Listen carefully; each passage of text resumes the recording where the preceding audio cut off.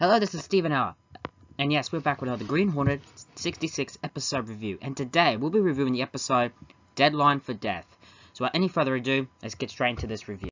We begin the episode at some rich millionaire's place, where we go inside only to find that there's a dead body and a person in the shadows trying to break into the safe. But before he can, the cops show up and the guy tries to run away. However, but before he could get any farther away, he ends up tripping over. And when the police come up, they shine a torch in his face, and it's revealed to be Mike Axford.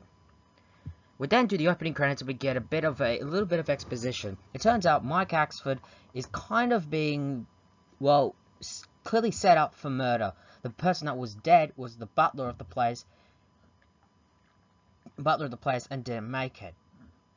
Frank Scanlon believes that, Mike might be, its evidence are against Mike, and he might be charged with murder. Britt Reed doesn't seem to believe this, but Scanlon presents him with some evidence. Mike Axford has been reporting on several places where there happened to have been robbed recently. He happened to be in the neighborhood where this happened, and when the police showed up, he ran away. It's clear that the evidence is clearly against him. Now, even though Britt doesn't believe this, Scanlon is presenting the facts and saying that Mike is in really deep trouble. Britt Reed then goes to visit Mike, who happens to be, well, I'm guessing, the local penitentiary, and essentially asks why he was there. He says basically because he figured out where the places were robbed, this one will be next. He essentially got there, found the dead body, and tried to get into the safe to find out more info, and then this whole incident just happened. Britt Reed then asks, with these whole interviews, did he use a photographer? Yeah. And what's her name? He then reveals that this photographer happens to be the daughter of an old friend of his. When he died, he took her under his wing. Mike says to Britt that she has no involvement of this, and this whole thing, and she's essentially a sweet kid. The woman in question is Artis Ralston, and then we cut to a scene with her essentially making out with the main villain of essentially this episode, Yale Burton. And it's clear that she's involved with the robberies. However, she's not happy with the idea of, Mike essentially being sent to prison and possibly on a murder rap. Though Burton assures her that he will get Mike out of the situation. Later that night, the Green Hornet and Kato go to Ralston's apartment to find some, evidence to help clear Mike, but also to see if she's by chance connected to the whole thing. They get to the apartment and find no evidence, but they do get a phone call. The phone call happens to be from Tubbs, a local fencer and probably one of the biggest in the city. However, when he gets on the phone call, it's clear that he's trying to, call the girl, but instead notice something's off when it's clearly not, not him, well, not her, and he quickly hangs up. The Green Hornet clearly knows that their next course of action is to go to this guy's place. Meanwhile, Yale is at his hideout in some kind of airport, where he ends up getting a phone call from Tubbs. Tubbs says about the phone call from before, and basically he wants out of the whole thing, but Yale won't let him. So he essentially gets his boys and essentially arranges what is clearly a hit. Meanwhile, the Green Hornet happens to go to Tubbs' place and does some interrogating.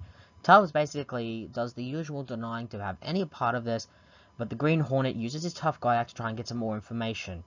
Clearly not much information to get out of, but what he does do, it ends up putting a bug within Tubbs' place and ends up leaving.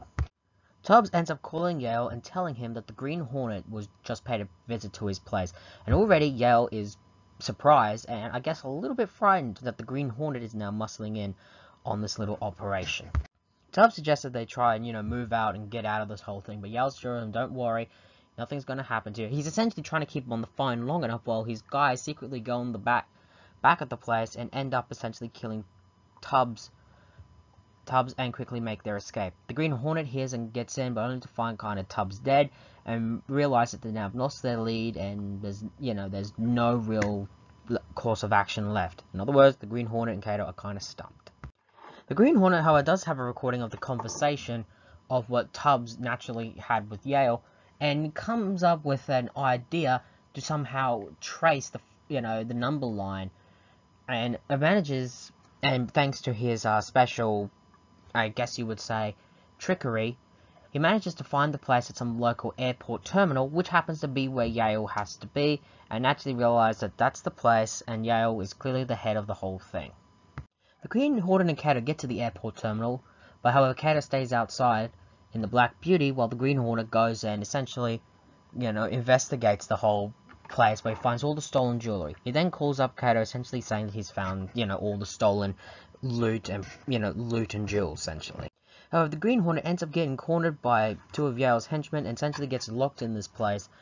And essentially, his, Ray thing gets knocked out of his hand. Yale quickly tells his boys we have to quickly get out of here. The Green Hornet's here, so his partner. They have to act quick. But just before that, the reporter girl, essentially we've been throughout this whole thing, comes and basically finds out that, Yale's going back on his word, not getting Mike out of the whole, murder thing, and now Tubbs is dead. And essentially, she now wants to back out of the whole thing, but Yale doesn't take no for an answer, and essentially kidnaps her, and plans to take her, almost kind of as a hostage thing. Kato manages to realize something's going up. He quickly gets out of the Black Beauty, gets the Stinger, and frees the Green Hornet from his captured cell. They quickly get in the Black Beauty and try to chase Yale, who happens to be trying to take off in a plane. But the Black Beauty manages to somehow prevent the plane from taking off, and essentially is still on the runway. Yale and his boys quickly get out of the airplane just as the Green Hornet and Kato quickly subdue them, and leave as soon as they hear the police sirens. We end the episode with Yale and his whole gang essentially, being convicted of the murder of the butler, the whole smuggling ring, smuggling ring, I'm not entirely sure what kind of racket they were running, but essentially home invasion racket, I guess you would call it, of the whole thing, and Mike is exonerated for murder and goes back to work. We get the usual funny Mike Axford moments at the end of the episode, and basically him saying that he plans to one day, unmask the Green Hornet if it's the last thing he does, and that's where we end this episode. The cast this time, okay, again, the Green Hornet, Britt Reed by Van Williams, is really gets a bit of character development because he's personally invested in this case to clear Mike Axford's name, and Mike Axford, even though it doesn't appear, his presence is felt throughout the episode because we're trying to prove, his innocence of the whole crime. Frank Scanlon and Casey and Extension Kato get become more of a background characters, though I do admit, Frank Scanlon's stance in the whole thing, thinking that, Mike could be a part of something like this, or involved in something like this, or be responsible for something like this, can both be, not just, people might view that as a character, but for me, I view that as a person who's simply looking at the facts, and it does seem to point in his direction. Even though he understands Britt Reed's, stances, why he wouldn't believe this, he knows that, after doing this for quite a while, sadly, these type of things do happen, and you have to embrace the fact that sometimes your best friend that gets involved in something like this might be up to something dirty, even though you don't want to believe it. Now, with that out of the way, let's talk about the main villain. The villain for this episode is Yale Burton, portrayed by James Best. Arguably, I think one of the less interesting villains of the series. He's very bland, not really that memorable in hindsight. Basically, he's this kind of been doing like these robbing homes and kind of smuggling the jewelry or valuable type of thing. He's clearly in it for himself.